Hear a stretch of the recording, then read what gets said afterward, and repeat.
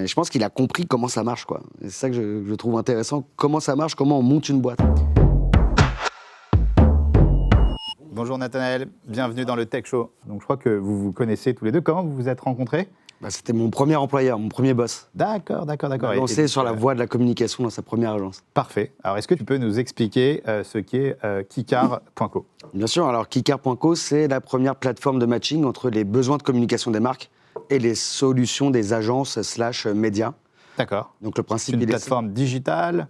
Ouais, c'est une plateforme digitale, c'est une plateforme, il y a un site web. D'accord. Lequel Donc vous pouvez aller déposer votre besoin. Une Ouais, c'est une marketplace qui met en relation des annonceurs et des prestataires, c'est ça ? Exactement. D'accord. Et donc Kikar, en quelques chiffres, ça donne quoi ?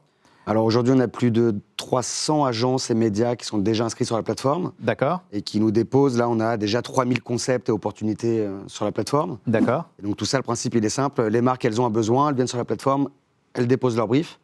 Et nous, derrière, on fait matcher leurs besoins avec la solution la plus pertinente, là où les solutions les plus pertinentes. D'accord. Tout ça leur faisant gagner pas mal de temps.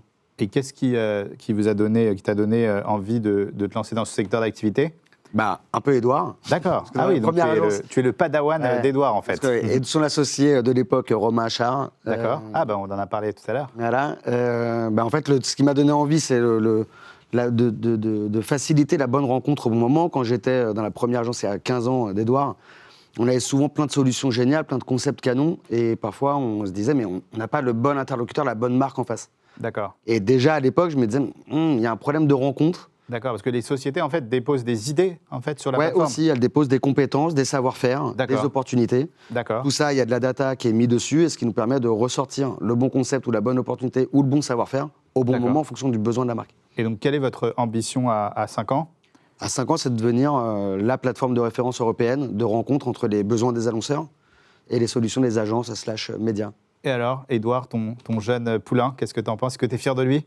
Je suis super fier. Hein. C'est vrai que je l'ai accueilli ici en stage chez Nouveau Jour. On l'a vu grandir, prendre de l'assurance, aller pitcher des grands comptes. Maintenant, je suis hyper fier qu'il ait monté sa structure, de lui avoir donné le goût du risque et de l'entrepreneuriat. Et puis, il me l'a bien rendu parce que c'est lui qui m'a présenté ma femme, qui a été mon témoin de mariage. D'accord. Ah oui, donc vous êtes devenus amis, en fait. Ouais. C'est pas qu'une histoire professionnelle. Non, pas du tout. D'accord. Et toi, alors, qu'est-ce que tu penses du parcours d'Édouard, que tu as dû suivre après, post... Parce que là, il avait revendu, c'était une success story, et après, il arrive à refaire plusieurs success stories d'affilée. Ouais. Déjà, ça, c'est le grand enseignement. Et surtout de rien lâcher, parce que je pense qu'au début, quand il a monté Épicerie, déjà, c'est plein de bonnes idées quand même qui s'enchaînent depuis quand même une vingtaine d'années.